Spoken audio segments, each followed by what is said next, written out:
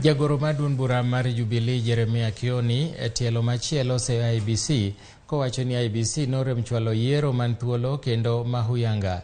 Kioni wacho ni nonro mosetim ma ohiu e duokogo nyiso kuo mar ombulu makoro tudogo gi jotend siasa mamoko e pachoka. Kioni kata kamano opwoyo oganda jo Kenya kuom nyayo kwe kata tok yiero maduong' kojiwo achiel mar oganda. If the kind of rigging we saw on the 9th of August and thereafter in the counting of the presidential ballots, if that rigging is not addressed by our courts of law, it makes nonsense to go into any elections in future in this country. IEBC is a total embarrassment to us. The rigging was done with cahoot of the POs, the LOs, and the IEBC officials were all involved in this. Of course, even the security agencies were sucked in.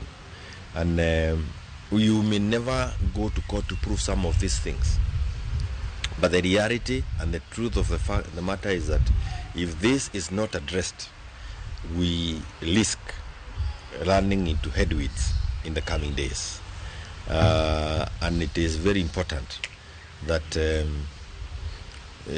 those petitions that may find their way to court, including the presidential petition that we hope will be filed in the coming days, is given some good thinking by the courts.